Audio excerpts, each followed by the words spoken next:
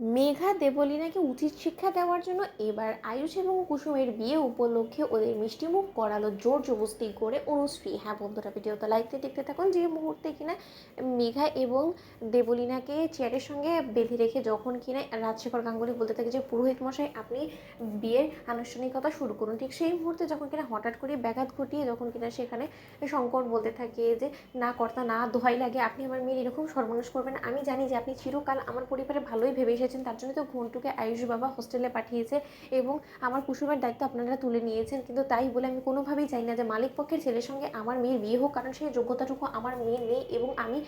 পায়ের জুতো কোনো মতেই চাই না যে আপনারা মাথায় তুলেন, তাতে করে আমাদের সম্পর্কের মধ্যে আরও ফাটল সৃষ্টি হবে। এখনই তো আমি প্রমাণ পেয়ে গেলাম হাতে নাতে যে যেখানে কর্তা মায়ের কোনো রকম কোনো এই বিয়েতে সম্মতি নেই, যে কিনা আয়ুষ বাবাকে সব থেকে বেশি ভালোবাসে, সেই আয়ুষ বাবার বিয়েতে যদি তার মায়েরই আশীর্বাদ না থাকে, মায়েরই সম্মতি না থাকে, সেই জায়গায় আমি আমার মেয়েকে দিয়ে আমি আপনাদের সংসারেও কোনো মতে অশান্তি জাগাতে চাই না। কোনো মতে আমি চাই না যে মায়ের আশীর্বাদ থেকে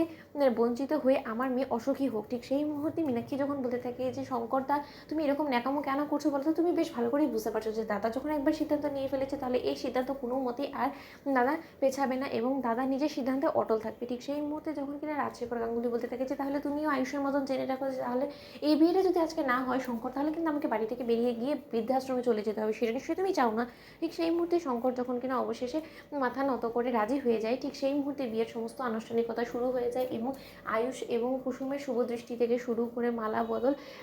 সাত পাক ঘোরা সমস্ত কিছু সম্পন্ন হওয়া মাত্রই যখন কিনা আগুনে সামনেই যখন কিনা এক পর্যায়ে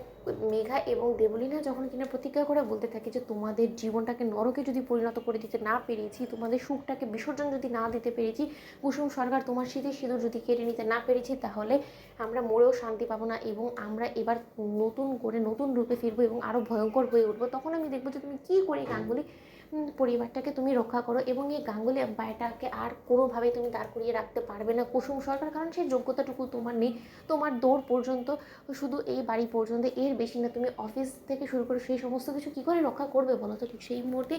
মেঘা বলতে থাকে যে সমস্ত কিছু তছনছ করে দিব, আমাদের সঙ্গে এই সমস্ত অসভ্যতাম করে এত সহজে তোমরা পার পাবে না। অন্যদিকে অনুশ্রী যখন বলতে থাকে যে মা তোমাদের তো বিয়ে সম্পন্ন হয়ে গেল সিঁদুরদানের মধ্যে দিয়ে, কিন্তু এখনও পর্যন্ত আমাদের যে বিশেষ গেস্টরা আছে যারা কিনা কিছুক্ষণ বাদে